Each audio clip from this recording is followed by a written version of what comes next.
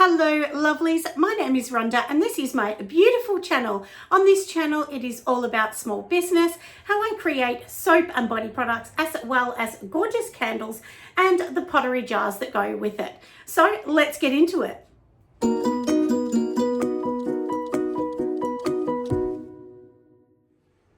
Good morning my darlings. Today what we're going to do is make some candles. So in front of me here I have everything organized so that I can show you exactly what I'm doing. This is for another order. I do have a few wholesale orders going and I was just short a few. So, but as I've said in many videos, I pre-make these jars so they're just sitting there ready to go. And that way you can literally pour it in the candle. And if you're like me and you're on fair, you can tell people it's going to be a week away or whatever. But generally for me, I do try and get it out within 2 or 3 days. And then it goes off to the customer. So this one is going off to New South Wales. So, and I'm in Victoria. I'm in a totally different state. So this is going about 10 hours away. So anyway, let's get going. I'll show you my process and let's make some candles, friends. So first things first, friends, we need to turn on the machine. This is my melter. So basically inside here is where all the wax is kept, and doing this with one hand is almost impossible because I'm actually holding the camera with the other. Oh, here you go. See, I'm a very talented person. So inside here, you can see the wax is already in here. I already started melting it yesterday, but of course turned it off because I ran out of time. So don't let your wax burn or, be in these for too long because they will send them yellow or brown and they won't smell very nice and you'll have to remove and throw out the wax. So keep your eye on the temperatures and make sure you're setting the gauges for no matter which melter you're using, whether it's a really cheap one or an expensive one, the elements can burn out super fast. So anyway, let's just turn this one on here. So we're just going to turn on the switch and I'm going to leave this for about 20 minutes and I'll come back and see how it's going. Now, I thought I would show everyone inside, the melter. Now, can you see the wax on the outside? Now, obviously, this is not ready. It's not at the right temperature. But if you're sort of confused how you actually know what the temperature is, when you come down here, and I've already set my temperature, basically you're going to turn it on. So can you see the yellow light? That's saying that it's warming up, but it's not quite ready. When it's ready, the green light will come on and then you'll know that you're ready to do it. And on this side, this is the temperature. So you set it to whatever temperature you want. Generally, I set it to about 70 degrees Celsius, and that's because I'm working with coconut soy. So it depends on your wax. If you're using a paraffin, that's going to be a totally different ball game again. I don't use paraffin. I've never used it. So I'm really not sure, on exactly the paraffin mix, but for soys or coconut soys or, those kind of natural waxes, they're going to need to be at a lower temperature, so not too high. Anyway, we will come back. We'll check it in another 10 minutes and see what's going to happen so we can get pouring some beautiful candles. Now we're going to get going with organizing a few things. So as you can see, I've already put the wicks in these ones, but just to show you, let's just go and do this beautiful new one, which is my peony fruity type one. So we're going to be using these wick stickers. I personally prefer them. I know a lot of people use glues and things like that, but for me, I just know that these are made for candles. So I like to use things that I know that are purposely made for them. And these are the best and the ones that stick the best on the bottom. Some of them don't. Some of the cheaper ones are not very good. I got these from Pure Candles. They're really cheap for a massive roll like this. I think it was like $20 or something. It wasn't very much. But anyway, that's a little bit about that. So now the second thing we're going to do is, for me, I actually use these particular things, and they're easy. It's a guide. So you drop it in the bottom, if you can see. And I know it's pink, so it's a bit hard to see. And if you were doing 2 wicks, you'd do one on either side. But we're going to do one because these jars are only 230 grams. And, you don't really want to have 2 wicks in something so small. Definitely, I'd say if you've got something, maybe it's 10 centimeters across and that, maybe then you're going to use 2 wicks. But generally, you don't, because 2 wicks are going to make it hotter. And now, one thing I thought I would talk about on here that is really important. I've been thinking about this a lot lately. a lot of really big companies, what they do is they underwick, not wick to be exact, or overwick. They underwick because it is better to have a little bit of an edge of wax that doesn't burn than one that is burning so much and the jar is so hot that people are going to get burnt. So that's something, you know, that I was thinking about a lot, which I do that as well, because, you know, I know that we all want to burn all of the wax, but I'm telling you, most consumers are not going to follow the laws or the rules, not laws so much, but rules. When you put a rule in place and you say the best practice is, you know, don't burn more than 4 hours. Well, I've said this before. One of my daughters loves candles. They all love candles, but one in particular, she will let a candle burn for 10 hours in a row. That's why I underwick a little bit, and that's why a lot of big companies on the market do that, because it's better for them to waste 5% of the wax than them to be sued because something's happened. So that's just a little bit on that. I thought I would just fill you all in on that.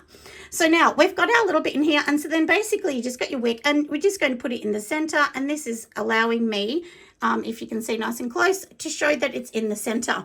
These are the best ones I've found so far. This is from a company called Quick Wicks.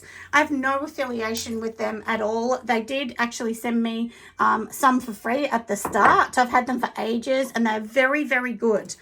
So, and then we're going to use these. And although these are a stone jar, these do fit. Which is very exciting, isn't it? I'm really happy that these are fitting. And my new jars, which will be coming maybe the end of the year or so, I don't know, because once I've gone through these, which I don't have that many of these type of jars left, then we will be going to a ceramic stone that I'm going to make and fire in the kiln, because I just am having too many troubles having this. So I'm going to go back onto my original skill set of pottery making, which I did for many years in the 90s. In my last video, we talk a little bit about that. So now you can see on here, I haven't clicked it in, but basically see how perfect it fits, and you don't need to panic and then just push this in place when you're ready. But generally I pour the wax in and then I put this in. Now, if you've got these kind of wick holders and you're thinking, oh, that wick is tight and you can't get it through. Well, once you actually pour the wax in here, what happens is the wax goes up this wick a little bit and it softens the wick so it easily falls into here. So if you pour the wax in first and then put this on, much easier. I mean, don't leave it for ages. You know, generally I pour it and within a couple minutes I put the top on. So that's what we're going to do. So we've done that one there, and like I said, you know, we've got this one, which is, this one's my beautiful lemongrass. I don't have many lemongrass, honestly. It's probably one of my biggest sellers besides Barry's daughter. Lemongrass is just crazy. I sell a lot of lemongrass. And mine's not a standard lemongrass. It has a rugged honey kind of scent in it as well. So it's really, really beautiful. And I'd sold out, and then I found a few more jars when I was cleaning up and organising for me to go and buy some pottery slip to make the next jars, which, like I said, are going to be kiln fired, and there's a bit more of a process, be a little bit more glossy, but they're going to be just so beautiful. I can't give away any secrets yet, but I'm thinking of an ombre kind of colour. I don't know. We'll see. But, you know, I'm just kind of testing the waters a little bit with those. I'm really excited to bring those when I bring them out to everyone, and they will come in a box. At the moment, they just come in the calico bags, but these are going to come in a box with an open frontage, so you'll be able to see the jar through it, because the jar is going to be the hero in that. So anyway, like I said, we've done that, haven't we? Let's just sit that aside. And now the next thing we're going to talk about is these beautiful scents that I've got behind me. And can you see how they're all different colors? Now, this is very important, because if you're a soap maker and you're using these in soap, these colors will give you an idea that they are not going to stay beautiful and crisp and clean. So we'll talk about that in just a minute. I'm just going to check my wax melter first, and then let's talk about this. So as I said, let's talk about this. Now, this is my lavender. Can you see how clean and light this looks? It looks really beautiful. Now, one thing with this looking so lovely as it does, I know this will not discolor. And in candles, it's going to keep it nice and white. If I pour lavender, even 6 months later, it's still going to be white and beautiful. But there are some candles, that will not keep that color. They're going to go yellow, or they're going to go brown or pinkish even. And there's nothing you can do about it if you're working with a natural wax. That's just a part of working with natural wax. And, the one thing I've noticed is it's really us candle makers that get more stressed over the color than the consumer. The consumer honestly doesn't care. They just love the smell and go. If that candle looks beautiful but doesn't have a good smell, they will not buy it. They will pick it up and put it down. And that's something I have definitely noticed. So we've already talked about the clear one. So now let's get a different one. So this is the next one. Now this is my raspberry musk. And it is really popular. I bought this out a while ago. It's like a really ripe, strong raspberry. And it has like a musky, sugary, brown sugar lolly kind of scent as well in it. And, if I put this in soap, straight away, this will go brown. And you can tell because of the color. Not always. Sometimes you can't tell, but generally the color kind of gives it away a little bit. And that's because this one has vanillin in it. And some vanillins will actually go yellow, like canary yellow. And some will go a pinky color. So, if you're having issues with vanilla and you really want it, I would add another fragrance with it that isn't vanilla, that doesn't have any vanilla. So, this one, the raspberry doesn't, and the raspberry makes this lighter. Otherwise, this will go really, really brown. But this still is a brownie pink, and that's just the way it is.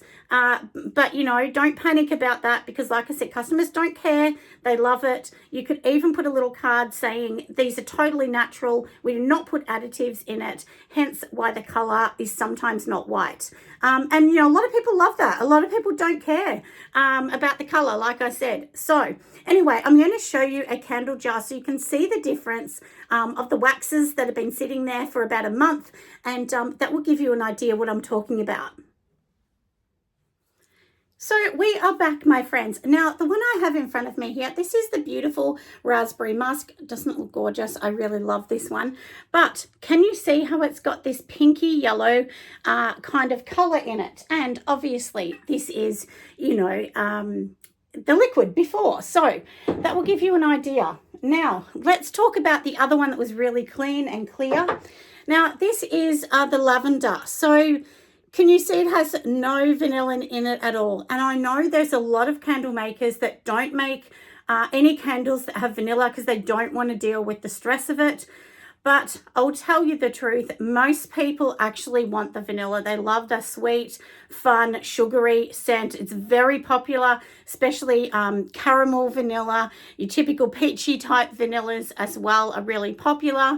Brown sugar, fairy floss, all of those ones are popular with people. So, and once again, you can see this is pretty clear and, it obviously makes a whiter candle. So let's pop the two of them together, and this is the difference you are going to have.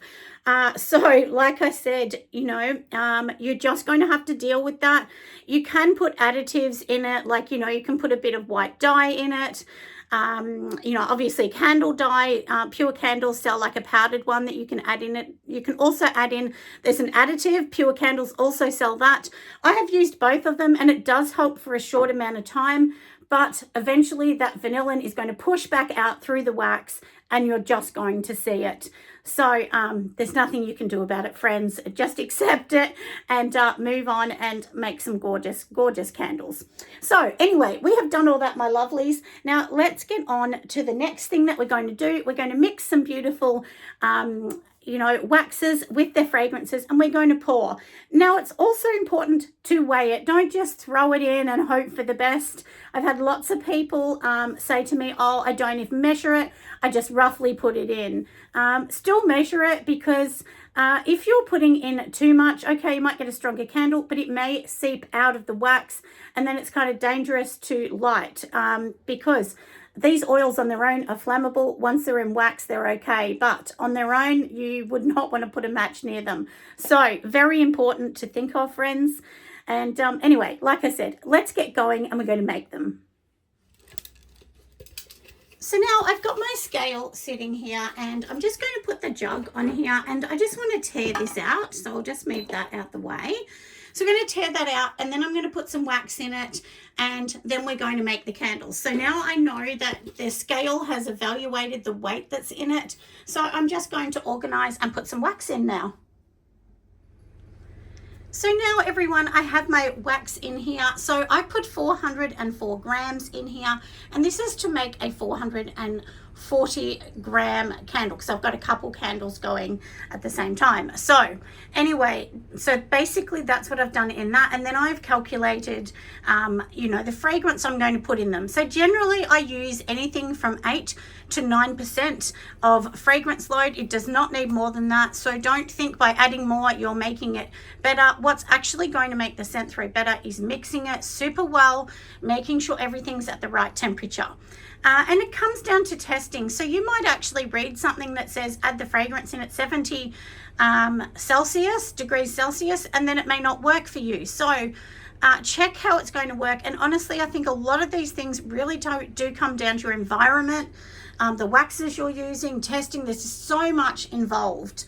But anyway, I've kind of given you my lecture on that bit. But now let's just go, and I'm just going to zero this out. So tear it out. And then we're going to add in our lavender. So that's why I keep mine in these containers, because I just take off the lid and it's got a really good spout to easily pour.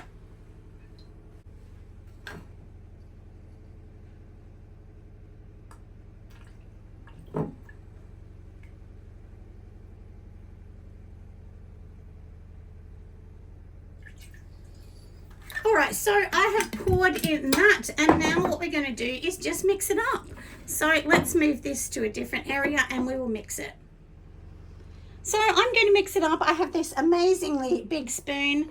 This was actually given to me from 2 Auto. If you buy the big machine, it just comes with it. And I didn't buy it. As I did say earlier, they actually gifted that to me. And that's just a part of having a YouTube channel. Sometimes you get really lucky and some amazing companies will sponsor you. I've really been lucky. I've had sponsors from Inventora, Cricket, Melbourne, 2 Auto. That's just a few. I can't think of all the other ones, but I've had lots of sponsors, and I just think that is so lucky. But there are some that I do turn down. So if you see something, it means that I think it's a good product. I've used it and I really like it. So and I have to say, the bigger 2 Auto machine is much better than the small green one. I really did find it much better. So just a bit of a tip for you all, because of course you get a tiny small one, they're going to work much harder, just like anything. So now, because this is a coconut wax, you want to pour this under 50 degrees Celsius. If you pour it above, it's going to give little bubbles and pimply looking top and be really ugly. So the lower you can pour this, the better. But if you're also going to be putting in your fragrance at a too low a temperature, what happens is it doesn't allow the wax molecules to bind to the fragrance, and then it's just not going to be very good. It won't give you a good scent throw. There's going to be lots of negatives. So I definitely suggest just doing a bit of a test for yourself and seeing what works. So generally with this, at around 60 degrees or 65 roughly, that's when I put in the fragrance. And and then I just stir it. So we want to stir it for about a minute. If you stir it for less, I know that you might think, oh, that sounds really silly, but if you stir it for less, you're not going to have a good throw. And that's because the molecules haven't absorbed the fragrance. And then, of course, when you light it, well, then they release it. And that's how you can get the beautiful smell. Also, another thing to get a really good smell for candles is using a quality wax. Now, I don't use a quality fragrance oil. Of course, the wax is important too, but I don't think the wax is that important as the fragrance oil. I think the fragrance oil is what really will make the candle good. I have used waxes from Kmart to waxes from suppliers to cheap waxes, expensive waxes, soys, coconut, you name it. I've tried everything. And I can tell you, it comes down to the fragrance in my experience. So, and you know, most of them that I buy are from Pure Candles. They are manufactured in Australia, the fragrances. And I know there's other places. I think Scent Method also get theirs made in Australia. I have not tried their fragrances yet, but I will definitely head over there and check some out. So it's really important, and I'm sorry if there's like a little gap of me speaking, but I keep having messages all morning on my phone because I do film on an iPhone. So, and yeah, and that's what I was saying too. Like with the fragrances, I'm using fragrances that are costing $60 to $70 for 500 mils. They're not cheap, but I'll tell you, they really are amazing. Now, I had a call, so I had to end for a minute, and we're just going to put our thermometer in. I'm using this cheap thermometer so that you can all see that you don't have to have an expensive thermometer. You can use one that's cheap. Now, this one is saying it's 46 degrees, 50, 46. That is really good, so we'll be able to pour this. So let's just pour this one, and we will see how we go, my loves. Now, if you're like me and you sell wholesale, we want to put this back on the scale. So let me just pop it on the scale, tear it out. So we have it on the scale, it's torn out, and now I am literally just going to pour in the right amount, which will match my candles. Just pour nice and slow.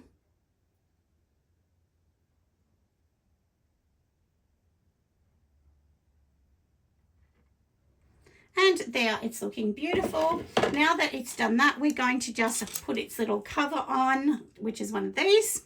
And it's just going to sit like so. And then we're just going to literally just pop this little bit in. And there, we're just going to leave that alone for a while. And I'll bring you back when it's ready.